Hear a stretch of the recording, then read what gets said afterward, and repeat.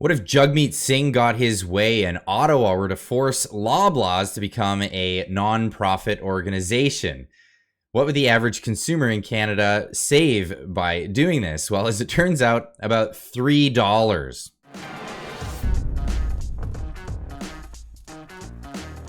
Now, I talk about greed, corporate greed, and people, CEOs taking too much money. Well, let's talk about government corporations that are cutting jobs while also taking bonuses themselves. This is Rachel Thomas grilling in committee, talking about exactly this. Members of this committee will recall that just before Christmas, the president and CEO of CBC Radio Canada, Ms. Catherine Tait, announced that she would be cutting 800 positions. And she said she was doing this because of what she called chronic underfunding. It's important to remember that the CBC is given $1.3 billion annually. Taxpayer dollars. And that the Heritage Minister has actually increased that by another $100 million this spring. Now, when asked whether or not millions in bonuses for top executives would be out of the picture based on this hardship, she said it's too early to say. In other words, she was reserving the right to give bonuses to top executives, but she was scrapping 800 jobs. So at the end of January, we asked Ms. Tait to come to this committee where we had the opportunity to ask her questions with regards to the absurdity of this decision. During that time, she led us to believe that bonuses for 2023 had not yet been given and would be withheld until March. However, based on an ATIP and access to information, we now find out that actually she had given $15 million in bonuses even before she made the decision to scrap these 800 jobs, which means she put those bonuses ahead of those jobs. She put bonuses for executives ahead of 800 individuals who needed those positions. And so, given the fact that it seems she misled this committee, we have every right to bring her back and to ask her important questions. And the reason this is so important is because at the end of the day, the CBC is a public broadcaster paid for with public money, and it is our job at this committee to hold her accountable. Well, while the CBC is feeding you BS, well, companies like Loblaws are actually feeding Canada, and this is what they've been going after. Well, especially Jagmeet Singh, no frills, and well, here we go.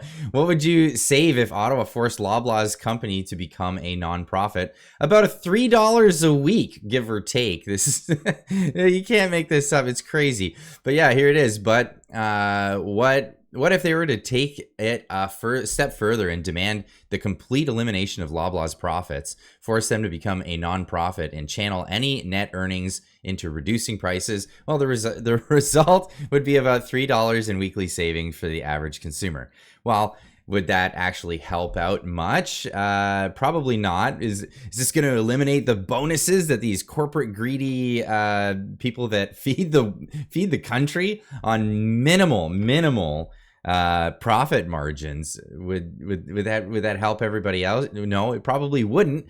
We know what government-run grocery stores look like, and in fact, you don't have to go very far to find this out. So when Boris Yeltsin went grocery shopping in Clear Lake, this is a Houston Chronicle story talking about, well, in 1989, the Russian president Boris Yeltsin, wide-eyed, trip to Clear Lake grocery store led to the downfall of communism. Is this hyperbole? Not really. Yeltsin, then 58, roamed the aisles of Randall's nodding his head in amazement, wrote Azin.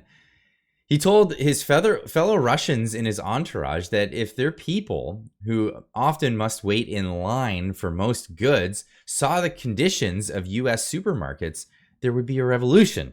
Yes, this is what happens when the government jumps in and decides that they're going to take over the business of anything, really. It usually runs into wastefulness and corruption. Well, in the case of CBC, firing 800 employees just to make sure that they get to have their bonuses. This is the reality.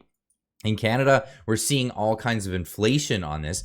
And Anna on X says 30% of inflation is due to the carbon tax, which is higher when it reaches the consumer. Government needs to stop meddling in our competitive markets. Everything they touch becomes unaffordable, and that's absolutely correct. And of course, it's really interesting because the inflation numbers have been flubbed. And I've been saying this for a long time, and now we've actually got proof. So this is the National Bureau of Economic Research from the United States. And of course, this is in the US, but this is the cost of money is part of the cost of living. New evidence on the consumer sentiment anomaly, where they're talking about inflation rates, and the inflation numbers are far in excess of what the government has actually been saying. Now, to the TLDR of this study, this is a great thread by Naya Fannerstill on Twitter saying, I've argued that the government supplied consumer price index, aka inflation rate, is just government propaganda to obscure from its failures. New research from by former U.S. Treasury Secretary, Harvard, and the IMF give evidence that the actual rate of inflation was 18% in 2022. Much higher than they were reporting. In the US, I believe they're reporting it under 3%. It was unbelievable.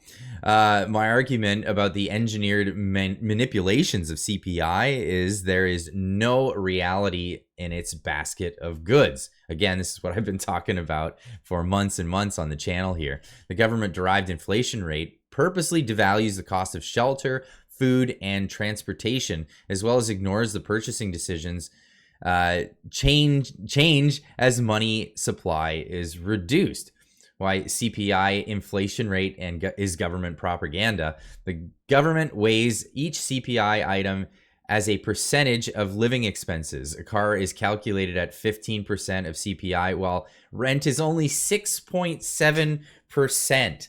These are not realistic numbers to be in measuring inflation.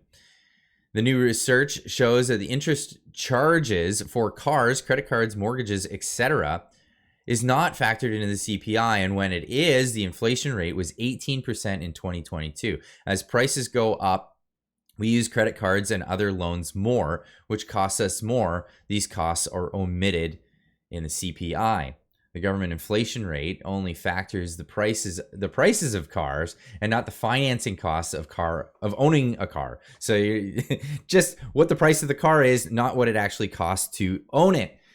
i.e. the loans you have to take out, the interest rates that you would be paying on those loans, your car payments, whatever. The price of the car stays plus or minus the same, but the interest charges on the car loan goes from 1 to 7%. The government CPI shows almost no increase. And of course, the famous Justin Trudeau saying, no, we're interest rates are at historic lows, Glenn. This was the, Justin Trudeau when he was asked, what's it going to be to service the debt once you've accumulated all this debt? Anyway, I'll leave a link in the description where you can go through Naya's thread here. She beautifully illustrates how they've been lying to us about inflation. And meanwhile, here in Canada, they just want to keep spending, spend, which is going to lead to more inflation, which is going to lead to higher prices at the grocery store. And of course, they're going to come and say that it's the grocery stores. They're the villains. That's why the prices are going up. Freeland just blew up Canada's debt ceiling to $2.1 trillion. Hey, wasn't it just a few years ago, it feels like, where we just hit $1 trillion? Yeah, that's crazy. The Liberals' reckless spending is out of control, doubling the national debt. Again, Trudeau's government is leading us towards financial chaos. When will they be held accountable? Well, that's a great question. And of course, they just come out and tell us the most absurd stuff ever. And this is just the talking points just don't stop. Mr. Speaker, that is simply not true. I encourage people to read the testimony of the Governor of the Bank of Canada and news reports about that testimony. Here is what he said, and I am quoting precisely: keeping the debt to GDP ratio on a declining track, and importantly, keeping deficits below 1% of GDP in future years. The budget also commits to those guardrails going forward, and that is helpful. Those are the words of the governor. People can just take a look at the transcript, Mr. Mr. Yeah, Speaker. go take a look at the transcript for yourself. Nobody thinks that this budget is going to get us out of any trouble anytime soon. But hey, leave this one with you guys. Leave a comment in the comment section down below. Let me know what you think. What do you think if the government were to take over grocery stores in Canada? Do you think that that would be something that would be beneficial for the average consumer? Of course, they're showing that it would lead to about $3 of savings. But how much more damage would that cause other than just that little tiny bit of savings that you might get initially? I think it would be detrimental. But hey, leave a comment in the comment section down below. Let me know what you think. And as of course, we'll always, as always, we'll see you in the next one. Keep on trucking.